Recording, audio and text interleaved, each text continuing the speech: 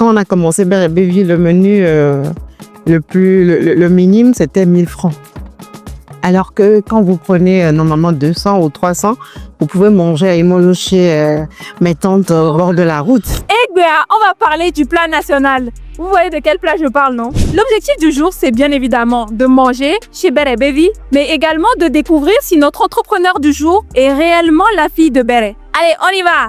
Bonjour Chantal. Coucou, bonjour. Comment vas-tu? Je vais bien, merci. Et toi-même? Ça va super. Merci de nous accueillir. C'est un plaisir. Je suis Chantal Livo. Je suis la responsable du concept Beurre et Bévy. Ok. On va s'asseoir? Ok. Allons-y. Donc Chantal, je suppose que ta maman était vendeuse d'Aimolo. Pas du tout. Maman n'était pas vendeuse d'Aimolo. Je suppose que la question, c'est pas rapport à Beurre et Bévy. Oui, bien sûr.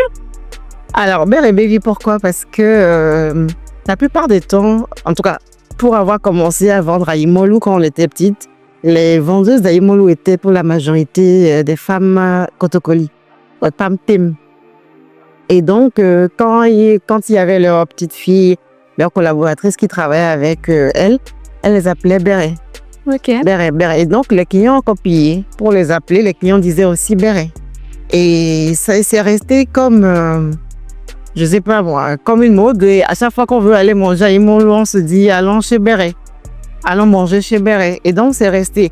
Je sais pas si tu as remarqué, mais à chaque fois qu'on parle à Imolo, les gens raisonnent Beurre. Bien sûr.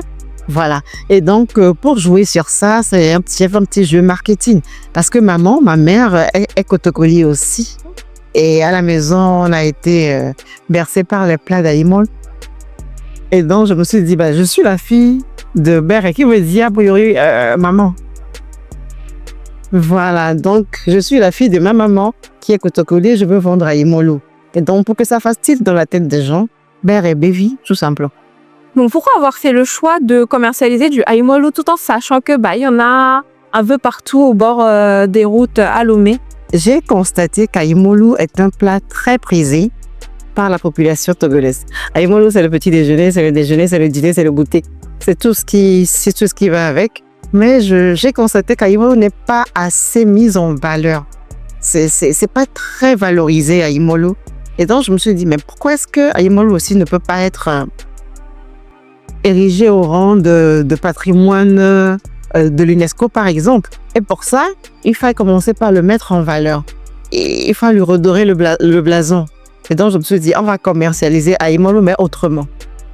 Je suppose que tu as eu peut-être à faire face à des difficultés dans le domaine depuis que tu t'es lancée. Oui, déjà le fait qu'il y en a beaucoup, pour moi, c'était pas vraiment un problème. Alors, le problème majeur, c'est que si vous regardez un peu sur notre carte, quand on a commencé Beurre et Bévy, le menu le minime, c'était 1000 francs.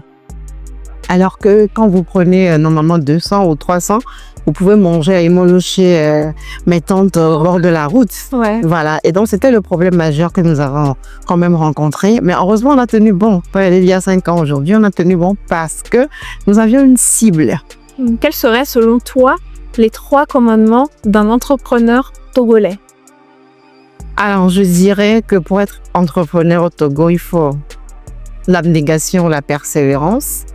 Il faut être passionné de ce qu'on fait et la discipline. Pas mal.